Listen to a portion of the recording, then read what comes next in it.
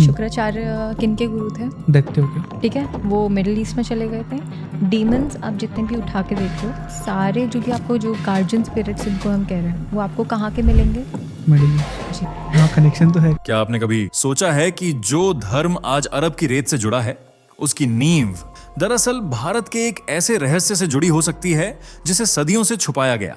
क्या हो अगर इस्लाम धर्म की शुरुआत अरब के किसी पैगंबर से नहीं, बल्कि हिंदू धर्म के सबसे रहस्यमय और शक्तिशाली गुरु शुक्राचार्य से हुई हो? यह सवाल पागलपन जैसा लगता है ना? लेकिन इतिहास और पौराणिकता के बीच की रेखा कभी कभी इतनी धुंधली हो जाती है कि सच्चाई खुद एक रहस्य बन जाती है। और आज हम उसी रहस्य की परतों को उठाने जा रहे हैं, परत दर परत, जैसे कोई पुराना ताला एक एक कर खोल रहा हो। क्या आप जानते हैं कि वो व्यक्ति जिसे राक्षसों का गुरु कहा गया, जिसके पास मृत को जीवित करने की विद्या थी, उसने अपने शिष्यों के लिए एक ऐसी योजना बनाई थी जो न सिर्फ धर्म बल्कि एक पूरी सभ्यता को आकार दे सके? और अगर मैं कहूं कि उसी योजना का अंतिम रूप आज इस्लाम धर्म के रूप में हमारे सामने है, तो क्या आप यकीन करेंगे? जवाब आसान नहीं है, पर सवाल उठाना जरूरी है। क्यों मक्का के बीचों बीच एक काला पत्थर है जिसकी परिक्रमा लाखों लोग करते हैं? क्यों इस्लाम का पवित्र अंक 786 शीशे में देखने पर वैसा ही प्रतीत होता है जैसा वैदिक मंत्र AUM? क्यों मुस्लिम झंडे में अर्धचंद्र है और वही अर्धचंद्र भगवान शिव के मस्तक पर भी होता है? क्या ये संयोग है या एक गहरी योजना? कभी आपने गौर किया है कि शुक्रवार, जिसे मुसलमान सबसे पवित्र दिन मानते हैं, वह शुक्राचार्य से जुड़ा है? संस्कृत में शुक्र का अर्थ ही है शुक्राचार्य। क्या यह बस भाषा का खेल है या कोई छुपा हुआ संकेत? हमारे धार्मिक विश्वासों की नींव पर सवाल उठाना आसान नहीं होता, लेकिन इतिहास सिर्फ मंदिरों और मस्जिदों की दीवारों में कैद नहीं होता। वह उन पंक्तियों के बीच छिपा होता है जिन्हें कभी पढ़ा नहीं गया या पढ़ने से रोका गया। और आज हम उन्हीं पंक्तियों को पढ़ेंगे, उन्हीं संकेतों को जोड़ेंगे जिन्हें इतिहास ने टुकड़ों में छोड़ दिया। क्योंकि यह केवल धर्म की कहानी नहीं है, यह है एक गहरी रणनीति की कहानी, एक योजना की जो शुरू हुई थी हजारों साल पहले भारत में एक शिव भक्त द्वारा। इस यात्रा में आपको बहुत कुछ सुनने को मिलेगा जो आपके विश्वासों को हिला सकता है, पर यकीन मानिए यही वह झटका है जो सच को जगाता है। क्या आप तैयार हैं? जब भी हम शुक्राचार्य का नाम सुनते हैं, एक छवि बनती है, एक तपस्वी, एक गुरु, एक राक्षसों का मार्गदर्शक। पर क्या यही उनकी पूरी पहचान थी, या फिर उन्हें सिर्फ असुरों का शिक्षक कहना उनकी भूमिका को सीमित करना है? शुक्राचार्य जो महर्षि भृगु के पुत्र थे, वही भृगु जिन्होंने स्वयं भगवान विष्णु की छाती पर पैर रख दिया था सत्य की परीक्षा लेने के लिए। शुक्राचार्य का जन्म ऐसे वंश में हुआ जहां सत्य के लिए देवता भी चुनौती दिए जाते थे, और शायद यही कारण था कि उन्होंने देवताओं की चमक दमक से दूर उन असुरों का मार्ग चुना जिन्हें समाज ने हमेशा अंधकार का प्रतीक माना। पर असुर वास्तव में कौन थे? क्या वे सिर्फ राक्षस थे? नहीं, वे थे ब्रह्मांड के उस हिस्से के प्रतिनिधि जो सवाल करता है, विरोध करता है और स्थापित व्यवस्था को चुनौती देता है। और शुक्राचार्य उन असुरों के लिए सिर्फ एक गुरु नहीं, बल्कि संरक्षक, मार्गदर्शक और पुनर्जीवन के वाहक बने। उनकी सबसे रहस्यमयी और शक्तिशाली विद्या थी मृत संजीवनी, एक ऐसा मंत्र जो मृत शरीर में प्राण वापस ला सकता था। यह कोई साधारण शक्ति नहीं थी, ये था जीवन और मृत्यु के नियमों को चुनौती देना। देवताओं ने भी इस विद्या को प्राप्त करने के लिए छल कपट किए, पर शुक्राचार्य अपनी निष्ठा से कभी नहीं डिगे। उन्होंने भगवान शिव की कठोर तपस्या की और उन्हें प्रसन्न किया। शिव ने न केवल उन्हें दिव्य ज्ञान दिया, बल्कि एक ऐसा शिवलिंग भी प्रदान किया जिसमें ब्रह्मांडीय ऊर्जा का रहस्य छिपा था। पर इसके साथ ही दी गई एक चेतावनी, जिस दिन कोई वैष्णव इस शिवलिंग पर गंगाजल चढ़ा देगा, उस दिन असुर वंश का अंत निश्चित होगा। क्या आपने कभी सोचा कि ऐसा कौन सा कारण रहा होगा जिसने एक शिव भक्त को वैष्णवों से दूर कर दिया? क्यों एक दिव्य शिवलिंग को ऐसे स्थान पर छुपाया गया जहां गंगा कभी नहीं पहुंच सके? ये केवल धर्म का नहीं, रणनीति का प्रश्न है। शुक्राचार्य जानते थे कि अगर असुर वंश को जीवित रखना है तो उन्हें सिर्फ अस्त्र शस्त्र से नहीं, संस्कृति से लड़ना होगा। और संस्कृति बनती है विचारों से, प्रतीकों से, परंपराओं से। यही कारण है कि उन्होंने एक नई सभ्यता की नींव रखनी शुरू की, एक ऐसी सभ्यता जिसमें वैदिक प्रतीकों को इस तरह ढाला जाए कि वह कुछ नया दिखे, पर मूल शक्ति वही बनी रहे। वे कोई साधारण आरस्य नहीं थे, वे थे धर्म और अधर्म के बीच संतुलन के प्रतीक। उन्होंने असुरों को केवल अस्त्र नहीं दिए, उन्हें संस्कार, शिक्षा और पहचान दी। और यही कारण है कि उन्हें सिर्फ राक्षसों के गुरु कहना उनकी असली भूमिका के साथ अन्याय होगा। आज जब हम इतिहास और धर्म की नई व्याख्या की ओर बढ़ रहे हैं, शुक्राचार्य का नाम फिर से उभर रहा है, इस बार एक ऐसे सभ्यता निर्माता के रूप में जिसने आने वाले युगों की रूपरेखा हजारों साल पहले तैयार कर दी थी। ये केवल एक शिवलिंग नहीं था, ये ब्रह्मांड की ऊर्जा का वह केंद्र बिंदु था जिसे स्वयं महादेव ने शुक्राचार्य को सौंपा था। लेकिन इसके साथ आई थी एक चेतावनी, एक ऐसी भविष्यवाणी जो समय के साथ और भी रहस्यमयी होती चली गई। भगवान शिव ने शुक्राचार्य को यह शिवलिंग उस समय दिया जब उन्होंने कठिन तपस्या और अद्भुत साधना से शिव को प्रसन्न कर लिया था। पर शिव सिर्फ वर नहीं देते, वे चेतावनी भी देते हैं। उन्होंने कहा, शुक्र, इस शिवलिंग की रक्षा करना, क्योंकि जिस दिन कोई वैष्णव इस पर गंगा जल चढ़ा देगा उसी दिन तुम्हारा असुर वंश समाप्त हो जाएगा। एक क्षण रुकिए, सोचिए, एक ऐसा गुरु जो शिव भक्त है, जो तपस्या से अमृता का ज्ञान प्राप्त करता है, वे क्यों डरने लगेगा वैष्णवों से? क्यों इतनी शक्तिशाली वस्तु को छुपाने की आवश्यकता पड़ गई? क्योंकि यह कोई साधारण चेतावनी नहीं थी, यह कालचक्र की घड़ी थी जो एक विशेष क्रिया से चालू हो सकती थी। गंगा जल, जो शुद्ध और जीवन का प्रतीक है, अगर उस शिवलिंग से संपर्क कर ले तो ब्रह्मांडीय संतुलन बदल सकता है, और यह संतुलन असुरों के पक्ष में नहीं होगा। शुक्राचार्य ने यह समझ लिया। उन्होंने जाना कि उनकी सबसे बड़ी ताकत अब उनका सबसे बड़ा जोखिम भी बन चुकी है, और यहीं से शुरू हुई एक गुप्त योजना। उन्होंने फैसला किया कि इस शिवलिंग को भारत भूमि से दूर एक ऐसे स्थान पर ले जाया जाए जहां न तो गंगा पहुंच सके और न ही कोई वैष्णव परंपरा। और उन्होंने चुना रेगिस्तान, एक ऐसा स्थान जहां जल का नामो निशान नहीं, जहां कोई वैदिक पूजा विधि संभव नहीं, जहां शिव की आराधना के लिए मूल तत्व ही मौजूद नहीं थे। वहीं उन्होंने वह शिवलिंग स्थापित किया, एक शक्तिशाली रहस्यमयी प्रतीक जिसका लक्ष्य अब पूजा नहीं बल्कि संरक्षण था। क्या यह वही स्थान था जो आगे चलकर मक्का और उसका केंद्र काबा कहलाया गया? जो भी हो, यह स्पष्ट है, यह शिवलिंग अब कोई धार्मिक वस्तु नहीं था। यह बन चुका था एक ब्रह्मास्त्र जिसे जब तक छिपा रखा जाए तब तक असुरों की शक्ति अजेय बनी रहे। और यही शुक्राचार्य की रणनीति थी, भक्ति को शक्ति में बदलने की रणनीति। ये कहानी एक प्रश्न छोड़ती है, क्या हम उस चेतावनी की ओर बढ़ रहे हैं? क्या कभी कोई वैष्णव उस शिवलिंग को गंगा जल से स्पर्श करेगा? या फिर वह दिन सिर्फ पौराणिक कल्पना है? या शायद यह सिर्फ प्रतीक है उस वैदिक ऊर्जा की वापसी का जिसे अब कोई नहीं रोक पाएगा? कल्पना कीजिए, एक विशाल रेगिस्तान, दूर दूर तक सिर्फ रेत, कोई जल नहीं, कोई हरियाली नहीं और न ही कोई वैदिक परंपरा। पर ठीक इसी बंजर भूमि के बीचों बीच एक काले पत्थर की पूजा होने लगे। लोग उसके चारों ओर परिक्रमा करें और वह स्थान धीरे धीरे पूरे विश्व के लिए पवित्र बन जाए। क्या यह संयोग हो सकता है या इसके पीछे कोई गहरी योजना छिपी है? अब सवाल उठता है, क्या मक्का का काबा असल में वही स्थान है जहां शुक्राचार्य ने वह दिव्य शिवलिंग छुपाया था? वह शिवलिंग जिसे ना तो गंगा छू सके ना ही वैष्णव परंपरा। कुछ विद्वान मानते हैं कि मक्का शब्द की जड़ काव्य है, और यह वही काव्य है जो शुक्राचार्य का एक और नाम था, काव्य आर्ष। वे न केवल एक तपस्वी थे बल्कि मंत्र, श्लोक और गूढ़ ज्ञान के झाता थे। उनके आश्रम का नाम था काव्य स्थल, जहां ज्ञान, तंत्र और ऊर्जा का गहन प्रयोग होता था। अब सोचिए, अगर किसी जगह का मूल नाम काव्य स्थल था और समय के थपेड़ों ने उसे काबा में बदल दिया हो, तो क्या यह सिर्फ एक भाषाई बदलाव है या फिर यह इतिहास की सबसे गुप्त परत है जो आज सामने आने से डराई जाती है? इतना ही नहीं, इतिहासकारों के अनुसार काबा में इस्लाम के जन्म से पहले 360 मूर्तियां स्थापित थीं। उनमें सूर्य, चंद्रमा, शनि और अन्य ग्रहों की मूर्तियां थीं, बिल्कुल वैसी ही जैसे नवग्रह पूजन में होती हैं। अब प्रश्न उठता है, क्या अरब में कभी वैदिक संस्कृति का प्रभाव था?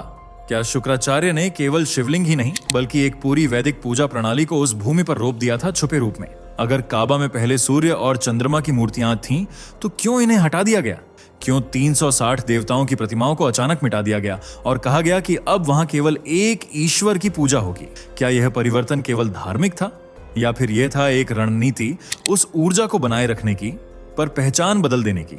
एक और रहस्य देखिए, काबा की परिक्रमा की जाती है ठीक वैसे जैसे वैदिक परंपरा में मंदिरों, तुलसी और अग्नि के चारों ओर की जाती है। परिक्रमा यानी ब्रह्मांडीय ऊर्जा को चारों ओर घुमाकर सक्रिय करना। क्या यह भी वैदिक सिद्धांतों की एक छाया है? यह भी सोचिए, क्यों अरब जैसी उग्र भूमि में जहां पानी की बूंद को तरसा जाता है, एक काले पत्थर की पूजा शुरू हुई? क्या वह पत्थर महज प्रतीक था या वह वास्तव में शुक्राचार्य द्वारा स्थापित वह शिवलिंग था जिसे एक ऐसे स्थान पर रखा गया था जहां उसका स्वरूप समय के साथ छिप जाए पर उसकी शक्ति बनी रहे? आज अगर कोई यह कहता है कि काबा असल में एक वैदिक शक्ति केंद्र था, तो यह बात न सिर्फ चौंकाने वाली है बल्कि हमारी धार्मिक और ऐतिहासिक सोच को चुनौती देने वाली भी है। पर कभी कभी सच्चाई अपने सबसे सरल रूप में सामने आती है, बस हमें उसे पहचानने की दृष्टि चाहिए।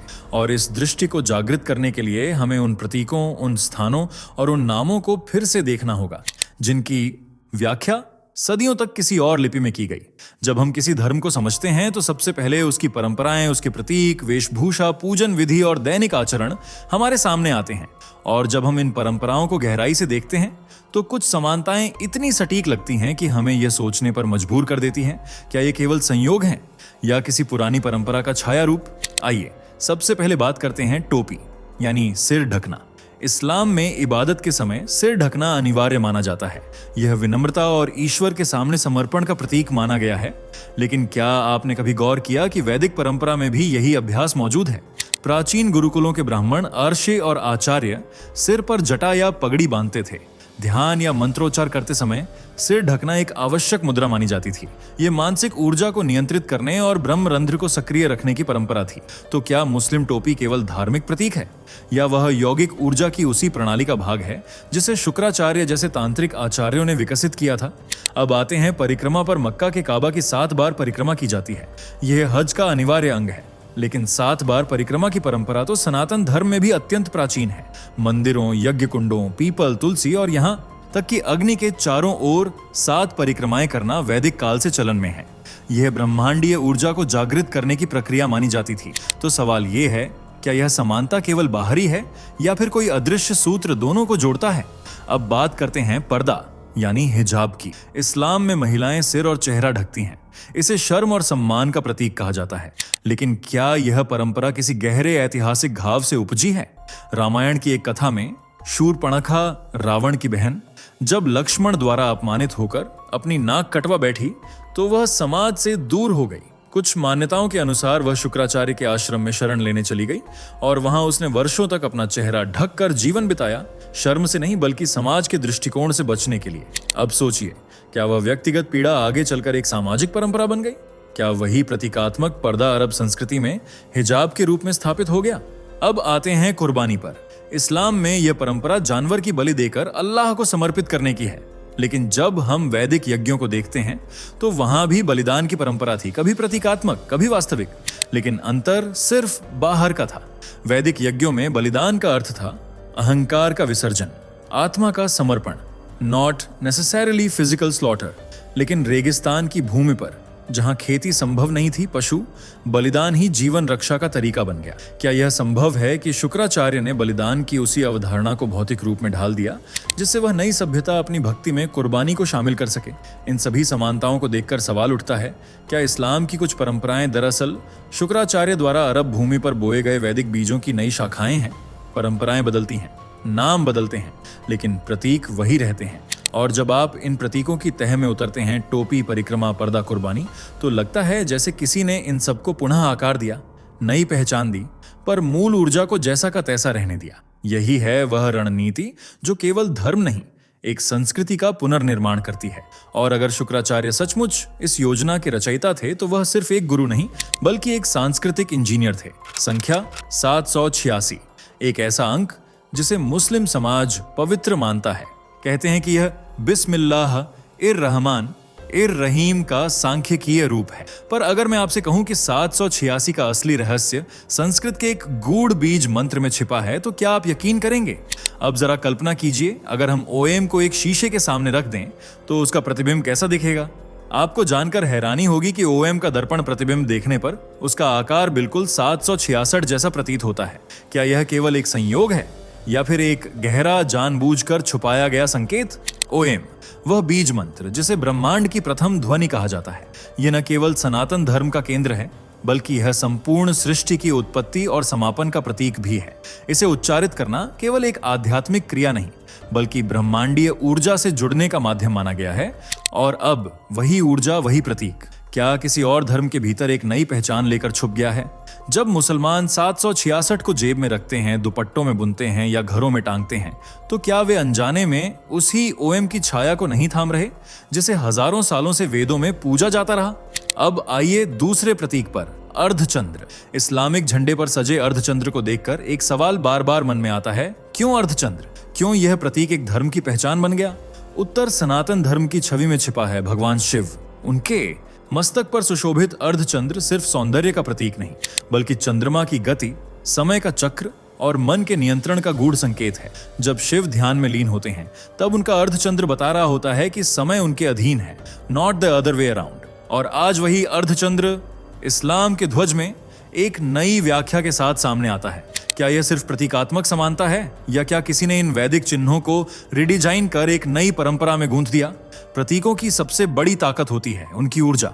आप उनका नाम बदल सकते हैं, उनका स्वरूप बदल सकते हैं, पर उनकी गूढ़ शक्ति वही रहती है। और यही वह सूत्र है जो OM 786 और अर्धचंद्र को जोड़ता है। सोचिए, जब शुक्राचार्य को शिवलिंग प्राप्त हुआ और उन्होंने उसे एक दूरस्थ भूमि में छुपाया, तब क्या उन्होंने केवल एक वस्तु को छुपाया था या साथ में छुपाए थे वे सारे वैदिक संकेत जिन्हें आगे चलकर नए रूप में दुनिया के सामने लाया जाना था? क्या 786 वास्तव में OM का गुप्त रूप है? क्या अर्धचंद्र वास्तव में शिव की तीसरी आंख के पास बैठा वह वैदिक चक्र है जो अब इस्लाम के झंडे पर विराजमान है? ये प्रश्न जितने रहस्यमयी हैं उतने ही साहसिक भी, क्योंकि ये केवल प्रतीकों की बात नहीं करते, ये बात करते हैं उस गुप्त रणनीति की जिसमें प्रतीकों को ही भाषा बना दिया गया। और अगर शुक्राचार्य ही उस रणनीति के सूत्रधार थे तो उन्होंने धर्म को सिर्फ विचारों से नहीं, प्रतीकों से रूपांतरित किया। एक ऐसा रूपांतरण जो आज भी हमारी आंखों के सामने है, बस हम उसे पहचान नहीं पा रहे। हर रहस्य की एक परिणति होती है और हर योजना का एक अंतिम चरण। अगर शुक्राचार्य ने सचमुच एक ऐसी रणनीति रची थी जो हजारों वर्षों तक अदृश्य रूप में चली, तो क्या उस योजना का अंतिम मोड़ अब आ चुका है? भविष्य पुराण, वह ग्रंथ जिसे कई लोग सिर्फ कल्पना मानते हैं, वहीं कुछ उसे सतयुग से कलयुग तक की घटनाओं का रहस्यमय रिकॉर्ड मानते हैं। और इसी ग्रंथ में दर्ज है एक ऐसा श्लोक जो आज की परिस्थितियों को देखकर सिहरन पैदा कर देता है। यदा वैष्णवः कश्चित गंगाजलम लिंगे स्थापित तथा राक्षस वंशस्य नाशो भूतवा भविष्यति। भावार्थ, जब कोई वैष्णव उस शिवलिंग पर गंगाजल चढ़ाएगा तब राक्षस वंश का अंत निश्चित होगा।